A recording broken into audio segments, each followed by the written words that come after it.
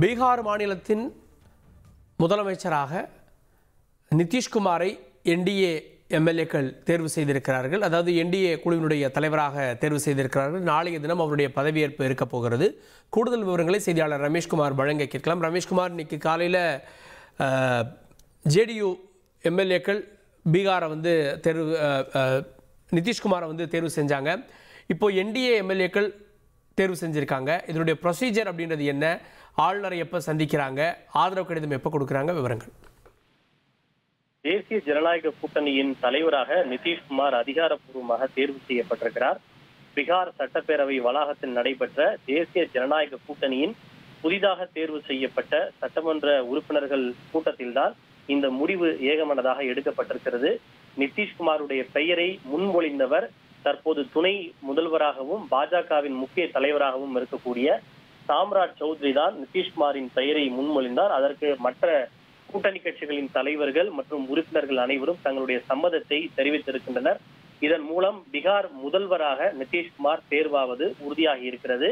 இன்னும் சற்று நேரத்தில் கூட்டணி கட்சிகளின் தலைவர்களையும் அழைத்துக் கொண்டு நிதிஷ்குமார் ஆளுநர் ஆரிஃப் முகமது கானை முறைப்படி சந்தித்து ஆட்சி அமைக்க உரிமை கோர இருக்கிறார். இதனைத் தொடர்ந்து நாளை காலை 11:30 மணிக்கு பாட்னாவில் இருக்கக்கூடிய காந்தி மைதானத்தில் நிதிஷ்குமார் 10வது முறையாக பதவியேற்க இருக்கிறார். இன்று நடைபெற்ற சட்டப்பேரவை வளாகத்தில் நடைபெற்ற தேசிய ஜனநாயக கூட்டணியினுடைய கூட்டத்தில் சிராக் பாஸ்வான், அதே போல மத்திய அமைச்சரும் பாஜகவின் பொறுப்பாளருமான தர்மேந்திர பிரதான், சாம்ராட் சௌத்ரி உள்ளிட்ட பல தலைவர்களும் இந்த கூட்டத்திலே கலந்து கொண்டது குறிப்பிடத்தக்கது. இந்த முடிவின் மூலம் பீகார் தேர்தல் முடிவு வெளியான பிறகு நிதிஷ்குமார் மீண்டும் முதல்வர் ஆவாரா, பாஜக அவரை முதல்வர் ஆக்குமா, இந்த முறை பாஜக அதிக இடங்களில் வெற்றி பெற்றிருக்கிறது, எனவே நிதிஷ்குமாரை கடந்த முறையை போல குறைவான தொகுதியில் வெற்றி பெற்றுள்ள நிதிஷ்குமார் முதல்வர் ஆவாரா என்று பல யூகமான செய்திகள், கேள்விகள் வெளியாகி கொண்டே இருந்தது. அதற்கெல்லாம் முற்றுப்புள்ளி வைக்கின்ற விதமாக தற்போது நிதிஷ்குமாரே மீண்டும் முதல்வராக தேர்வு செய்யப்பட்டிருக்கிறார். அண்மையில் நடைபெற்ற பீகார் சட்டப்பேரவை தேர்தல் முடிவுகளில் பாஜக தான் அதிக தொகுதிகளில் வெற்றி பெற்றிருந்தது, 89. ஐக்கிய ஜனதா தளம் 84 தொகுதியில் மட்டுமே வெற்றி பெற்றிருந்தாலும் ஏற்கனவே செய்து கொண்ட ஒப்பந்தத்தின்படி நிதிஷ்குமாரே தற்போது முதல்வராக தேர்வு செய்யப்பட்டிருக்கிறார்.